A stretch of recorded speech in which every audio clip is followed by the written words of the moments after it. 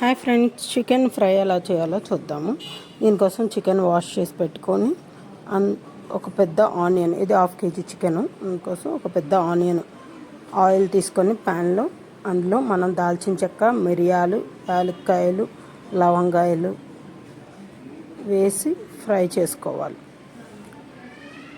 ఒక 5-6 లవంగాలు, ఒక 10 మిరియాలు, ఒక అంగుళం దాల్చిన చెక్క ముక్క, 4 యాలకులు వేసినాక ఆనియన్ గోల్డెన్ బ్రౌన్ కలర్ వచ్చేదాకా ఫ్రై చేసినాక అందులో అల్లం వెల్లుల్లిపాయ paste, ginger garlic paste add చేసుకోవాలి. 1/2 kg కాబట్టి 1 టేబుల్ స్పూన్ యాడ్ చేసుకొని ఫ్రై చేయాలి.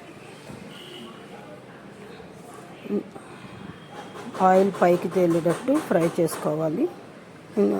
టీ స్పూన్ వేసా కాబట్టి 2 టీ స్పూన్స్ వేసా. అదే మనం టేబుల్ స్పూన్ వేస్తే 1 సరిపోతుంది. ఇందులోనే మనం వాష్ చేసి పెట్టుకున్న చికెన్ వేసి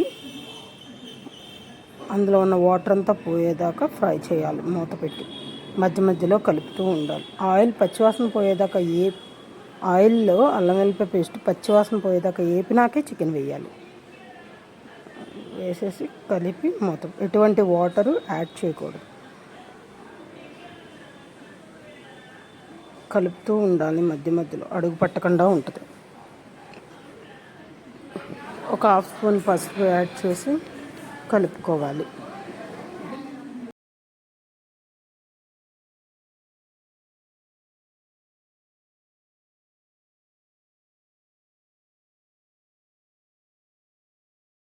ఒక 2-3 మినిట్స్ మూత పెట్టి మగ్గనివ్వాలి. ఇది పచ్చి కొబ్బరి అయినా కానీ ఎండు కొబ్బరి, కానీ ఈ చికెన్ ఫ్రైకి పచ్చి కొబ్బరి అయితేనే టేస్ట్ బాగుంటుంది.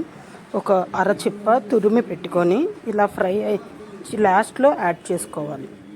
ఇలా కొంచెం ఫ్రై అయ్యి వాటర్ రిలీజ్ అయింది కదా, అందులోకి మనం 1 స్పూను అంటే సరిపడా ఉప్పు యాడ్ చేసి ఆ వాటర్ అంతా ఎవాపరేట్ అయిపోయేదాకా కలుపుతూ ఉండాలి.